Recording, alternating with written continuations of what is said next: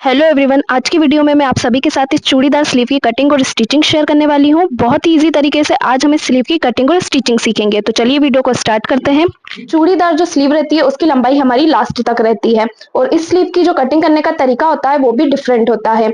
यहाँ पे आपको स्लीव का जो मेजरमेंट रहेगा ना वो परफेक्ट तरीके से लेना है। मैंने जो मेजरमेंट लिया है वो बॉडी से लिया है, आप नाप के ब्लाउज से भी मेजरमेंट ले सकते हैं। जब आप नाप के ब्लाउज से मेजरमेंट लेंगे तो आपको मेजरमेंट किस तरीके से लेना है, इसकी जो स्लीव की लंबाई है वो हमारी लास्ट तक आती है। तो सबसे पहले हम लेंथ का मेजरमेंट लेंगे। जितनी भी आपकी लेंथ रहेगी उतना आपको लिख लेना है। उसके बाद आपको क्या करना है, यहाँ से जहां हमारी स्लीव ज्वाइंट हो रही होंगी वहां से आपको निशान लगाना है 4 इंच पे। और 4 इंच पे जितना राउंड आपका आ रहा होगा ना उतने राउंड का आपको मेजरमेंट लेके लिख लेना है। उसके बाद वापस से जहां पे हमारी स्लीव ज्वाइंट हो रही है वहां पे हम इंच टेप को रखेंगे और 10 इंच पे एक निशान लगाएंगे। और 10 इंच पे भी आपको चेक करके देख लेना है कि आपका कितना राउंड आ रहा है, उतना आपको लिख लेना है। उसके बाद जो लास्ट का हमारा राउंड रहेगा ये मेजरमेंट भी आपको ले लेना है। तो लॉन्ग स्लीव का आपको बॉडी से या नाप के ब्लाउज से इसी तरीके से मेजरमेंट लेना है। अब हम स्लीव को कट करना देखेंगे। तो जब हम नॉर्मल स्लीव की कटिंग करते हैं तो जो हमारा कपड़ा रहता है उसको हम 4 फोल्ड करके बिछाते हैं, लेकिन जब हम लॉन्ग स्लीव की कटिंग करते हैं तो जो आपका कपड़ा रहेगा ना वो 4 फोल्ड होगा, लेकिन उसे फोल्ड करने का तरीका अलग होगा। यहाँ पे सबसे पहले मैं आपको पेपर से समझा देती हूँ कि किस तरह से आपको फैब्रिक को फोल्ड करना है। लॉन्ग स्लीव में आपको लाइनिंग वाले फैब्रिक का यूज नहीं करना है, जो हमारे जॉर्जेट का फैब्रिक रहता है ना वही अच्छा रहता है। तो यहाँ पे मैंने 1 मीटर जॉर्जेट फैब्रिक लिया हुआ है और इसमें हम लाइनिंग वाले फैब्रिक का यूज नहीं करेंगे। तो ये समझ लीजिए अभी कि हमारा फैब्रिक है, तो इसको हम कैसे फोल्ड करेंगे। तो सबसे पहले जो आपका कपड़ा रहेगा ना उसको आपको एक फोल्ड इस तरीके से लेना है।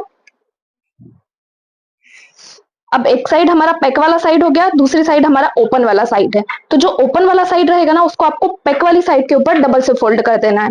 तो यहाँ पे मैं इसको इस तरह से फोल्ड कर दूंगी।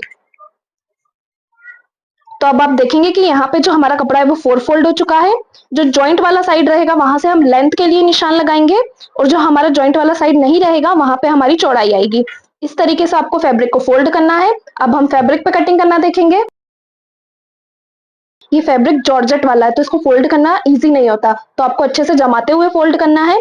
अब जो हमारे फैब्रिक का किनारे वाला साइड है ना उसे हम इस तरह क्रॉस में दूसरे वाले साइड से मिलाएंगे।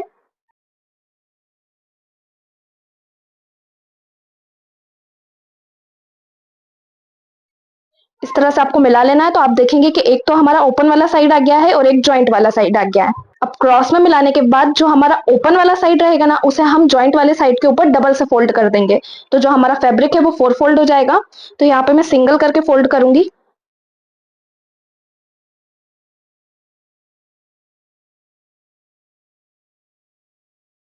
तो अब जो हमारा फैब्रिक है वो 4 फोल्ड हो चुका है।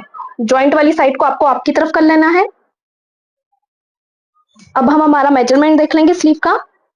सबसे पहले हम स्लीव लेंथ के लिए निशान लगाएंगे। तो जो जॉइंट वाला साइड है ना आपका उस पर आपको एक स्ट्रेट लाइन खींच लेनी है। कपड़ा हमारा ओरेब है तो जो आपकी लाइन रहेगी ना वो आपको ओरेब नहीं खींचनी है, बिल्कुल स्ट्रेट में लाइन को खींचना है।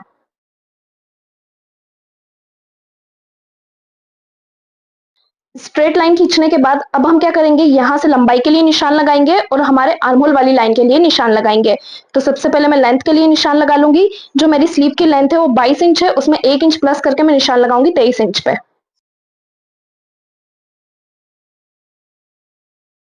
अगर आप बिगनर्स हैं तो आप स्लीव को फर्मे के ऊपर भी कट कर सकते हैं और जो फर्मा रहेगा उसे फैब्रिक के ऊपर रख के कट कर सकते हैं। अब हम आर्महोल वाली लाइन के लिए निशान लगाएंगे। तो 5 इंच से लंबी जितनी भी हमारी स्लीव रहती है उनके लिए जो हमारे आर्महोल का निशान है वो 4 इंच पे लगता है। तो यहाँ से हम निशान लगाएंगे 4 इंच पे।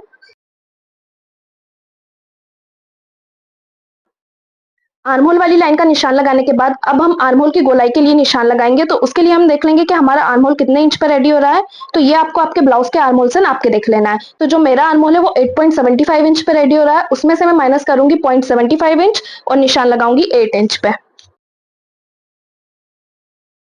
और यहाँ हम 1.5 इंच का सिलाई मार्जिन रखेंगे।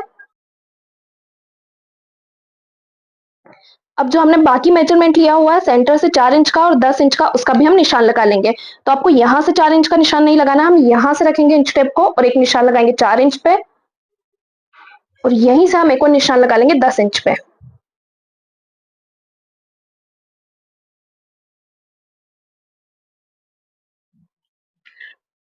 अब 4 इंच पे हमारी गोलाई कितनी आ रही थी, 13 इंच। तो 13 का हाफ करके आपको निशान लगाना है। 13 का हाफ हमारा कितना होगा, 6.5 इंच। तो यहाँ से मैं निशान लगाऊंगी 6.5 इंच पे और यहाँ भी हम 1.5 इंच का सिलाई मार्जिन रख लेंगे।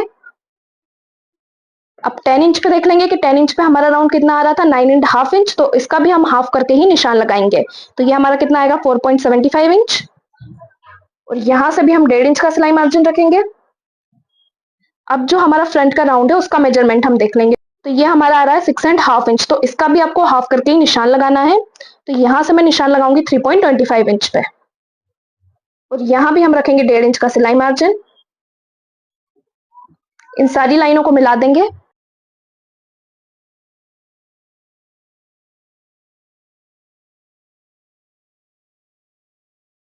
अब आर्म होल की गोलाई देंगे, तो गोलाई देने के लिए ये जो हमने निशान लगाया है आर्म होल का, उसे अपनी लेंथ वाली लाइन से क्रॉस में मिला देंगे।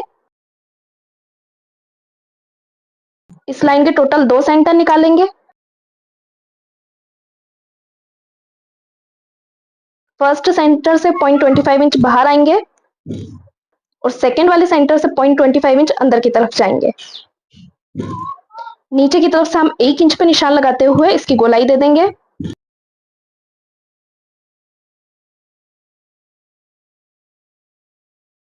जो आपकी मार्जिन वाली लाइन रहेगी ना, उससे 1 लाइन जितना आपको अंदर की तरफ जाना है। तो ये तो हमारी नॉर्मल स्लीव की कटिंग हो गई। अगर आपको स्लीव में चूड़ी नहीं चाहिए तो आप इस तरह से कटिंग कर सकते हैं, लेकिन हमें आगे की तरफ चूड़ी चाहिए, तो उसके लिए हम 7 इंच जितना कपड़ा एक्स्ट्रा निकाल लेंगे।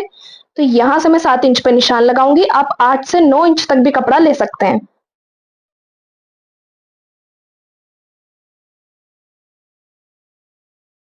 अब यहाँ पे आपको गोलाई का निशान कितने इंच पे लगाना है, तो जितनी गोलाई आपने यहाँ पे रखी है ना, वही गोलाई आपकी यहाँ पे आएगी। तो यहाँ पे हमने कितनी रखी थी, 3.25 इंच। यहाँ पे भी हम निशान लगाएंगे 3.25 इंच पे। मार्जिन ले लेंगे 1.5 इंच का, और इसे भी इस लाइन से मिला देंगे। तो ये हमारी स्लीव हो गई, और ये हमारा एक्स्ट्रा कपड़ा हो गया है। स्लीव को हम कट कर लेंगे। कट करने के बाद अब जो हमारा फ्रंट पार्ट रहेगा ना, उसकी गहराई के लिए भी हम निशान लगा लेंगे। हम सेंटर से 1/2 इंच ऊपर आएंगे।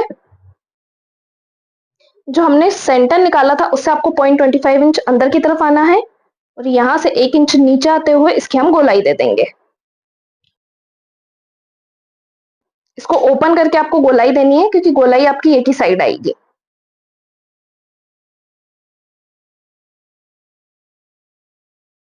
अब इसको वापस से हम फोल्ड करेंगे, और जो हमारा सेंटर रहेगा उस पर हम कट लगा लेंगे।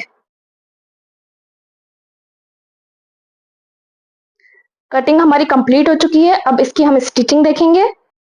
जो मेरा ब्लाउज है ना, उसको मैंने यहाँ पे पूरा स्टिच करके रखा हुआ है। अब हम डायरेक्ट स्लीव अटैच करना देखेंगे। स्लीव को हम सेंटर से अटैच करेंगे, क्योंकि सेंटर से अटैच करने से जो फिटिंग है वो बहुत अच्छी आती है। तो सबसे पहले आपको शोल्डर को ओपन करके बिछा लेना है, और जो स्लीव का सेंटर हमने निकाला था उसको शोल्डर के ऊपर जमा लेना है। ध्यान रखना है कि जहां पे हमने फ्रंट की गहराई दी है वो आपके फ्रंट वाले पार्ट में ही आनी चाहिए। इसके लिए हमने यहाँ पे फ्रंट वाले साइड पे FB लिख के रखा हुआ है। अब हम स्लीव को अटैच करेंगे। तो स्लीव को आपको थोड़ा भी नहीं खींचना है, क्योंकि स्लीव को हमने ओरेप कट किया है। यहाँ पे आप जितना खींचोगे ना कपड़ा, आपका उतना ज्यादा बढ़ता जाएगा। कि एक साइड पे तो मैंने स्लीव को लगा के कंप्लीट कर लिया है। अब दूसरी साइड पे भी हम स्लीव को अटैच करेंगे। तो जो आपकी सिलाई रहेगी ना, उसको आपको वापस से शोल्डर तक लेके आना है। शोल्डर पर लेके आने के बाद दूसरी साइड, यानी कि अब जो हमारा बैक वाला साइड है ना, उस पे हम स्लीव को अटैच करेंगे। मेरा कपड़ा जॉर्जेट का है, तो यहाँ पे आसानी से मैं स्लीव को अटैच कर लूंगी। आपको बिल्कुल भी स्लीव को नहीं खींचना है। जिस गोलाई में आपने स्लीव को कट किया है उसी गोलाई में रखते हुए बिल्कुल फिनिशिंग के साथ आपको सिलाई को लगाना है। इस पे हम एक और सिलाई लगा लेंगे। डबल स्टिच करने से क्या होता है, जो हमारा कपड़ा रहता है वो जल्दी सिलाई नहीं छोड़ता है। स्लीव लग के हमारी कंप्लीट हो चुकी है। फ्रंट और बैक का ध्यान रखते हुए सेंटर से आपको स्लीव रेडी करना है। इससे जो आपकी स्लीव रहेगी ना, बिल्कुल फिनिशिंग के साथ रेडी होगी। सेम इसी तरह से आपको दूसरी साइड भी स्लीव को अटैच कर लेना है। स्लीव हमारी बिना अस्तर वाली है, तो नीचे की साइड पे मैं पाइपिंग अटैच करूंगी। पाइपिंग को अटैच करने के लिए मैंने यहाँ पे एक पट्टी को कट किया है। इस पट्टी की जो चौड़ाई है वो मैंने 1.25 इंच रखी है। अब पट्टी को मैं पाइपिंग की तरह लगाने वाली हूँ, लेकिन अभी जो हमारी स्लीव है वो स्ट्रेट है, तो यहाँ पे आपको पाइपिंग को ओरेप कट करने की जरूरत नहीं है। एक स्ट्रेट पट्टी से भी आप पाइपिंग बना सकते हो।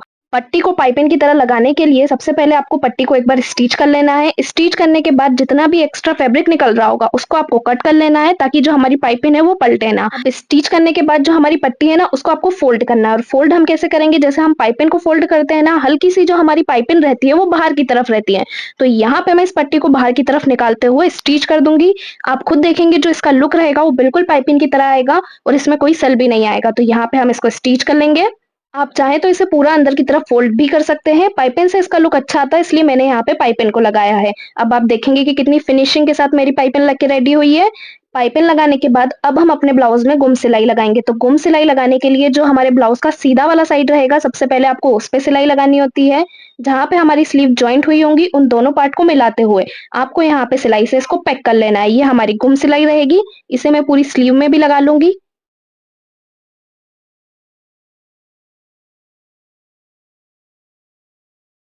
सीधे साइड पे सिलाई लगाने के बाद आपको क्या करना है, जो ब्लाउज रहेगा ना उसको पलट लेना है। पलटने पे आप देखेंगे कि जो हमने सिलाई लगाई है ना, वो हमारी अंदर की तरफ कवर हो जाएगी। इसलिए हम इसे गुम सिलाई कहते हैं। इससे जो हमारी फिटिंग की फिनिशिंग रहती है ना, वो बहुत अच्छी आती है। अब एक बार और हम सिलाई लगाएंगे और इसको पैक कर लेंगे। यहाँ पे हमारा कपड़ा ओरेब है ना स्लीव का, तो जहाँ पे हमारी स्लीव की गुम सिलाई आई है ना, उसको थोड़ा सा आपको ओपन करते हुए स्टिच करना है। और जो हमारा कपड़ा रहेगा ना स्लीव को, उसको आपको थोड़ा-सा भी नहीं खींचना है। हल्के हाथों से सिलाई को लगाते हुए जाना है। गुम सिलाई लगाने के बाद अब हम अपने ब्लाउज़ में फिटिंग डालेंगे। तो आपके चेस्ट का और वेस्ट का जो मेजरमेंट रहेगा ना, तो सबसे पहले आपको उसका निशान लगा लेना है। मैंने यहाँ पे चेस्ट और वेस्ट का निशान लगा लिया है। अब मैं अपनी स्लीव में फिटिंग डालूँगी। तो स्लीव में हमने जैसा मेजरमेंट लिया था ना 4 इंच और 10 इंच का, वैसे ही हम यहाँ पे नाप के निशान लगा लेंगे। सबसे पहले मैं 4 इंच पे निशान लगाऊँगी। 4 इंच पे निशान लगाने के बाद यहाँ की गोलाई मेरी कितनी आई थी, 13 इंच। 13 का हाफ करके मैं निशान लगाऊंगी 6 एंड हाफ इंच पे। 4 इंच पे निशान लगाने के बाद अब हम निशान लगाएंगे 10 इंच पे। तो यहाँ से मैं निशान लगा लूंगी 10 इंच पे। 10 इंच पे मेरी गोलाई कितनी थी, 9 एंड हाफ इंच, तो मैं निशान लगाऊंगी 4.75 इंच पे। अब हम चूड़ी के लिए निशान लगाएंगे, तो हमने एक्स्ट्रा कपड़ा निकाला था 7 इंच का, तो मैं निशान लगाऊंगी 7 इंच पे। और जो मेरा राउंड था वो था 6 एंड हाफ इंच का। आपका जो भी मेजरमेंट रहेगा ना, उसमें आपको हाफ इंच एक्स्ट्रा लेते हुए निशान लगा लेना है, ताकि स्लीव आपकी अंदर की तरफ अच्छे से फिट हो जाए। अब इन निशानों को मिलाते हुए हम स्लीव में फिटिंग डाल लेंगे। अब ये जो मैंने निशान लगाया है, इस पे हम स्टिच लगा लेंगे। फ्रंट का आपका जो भी मेजरमेंट रहेगा ना, उसमें आपको 0.25 इंच से लेके हाफ इंच तक एक्स्ट्रा लेना है। बाकी जो आपके ऊपर का मेजरमेंट रहेगा ना, उसमें आपको कुछ भी ऐड नहीं करना है, वो आपका बिल्कुल फिक्स रहेगा। फ्रंट की साइड पे हम हाफ इंच एक्स्ट्रा क्यों लेते हैं, क्योंकि जो हमारी कलाई का मेजरमेंट रहता है वो थोड़ा सा कम रहता है। तो अगर आप कलाई के मेजरमेंट के अकॉर्डिंग स्लीव में फिटिंग डालोगे ना, तो फिर आपको स्लीव को चढ़ाने में प्रॉब्लम होगा। अब फिटिंग डाल के मैंने स्लीव को रेडी कर लिया है, इसे हम पलट लेंगे। पलटने के बाद मैं हाथ में डाल के भी आपको दिखा देती हूँ कि इसकी फिटिंग कैसी आ रही है। तो ये मेरे को ईज़िली अंदर जा रहा है, क्योंकि ये मेरे हाथ के अकॉर्डिंग तो थोड़ा-सा बड़ा नाप है। और इसकी फिटिंग किस तरह से आती है वो भी मैं आपको दिखा देती हूँ। तो आप देख सकते हैं कितनी फिनिशिंग के साथ स्लीव हमारी रेडी हुई है। इस तरह की स्लीव आप भी आपके ब्लाउज़ में ट्राई कर सकते हैं और उसके बाद मुझे कमेंट में बताना कि आपके स्लीव की फिटिंग कैसी आई है।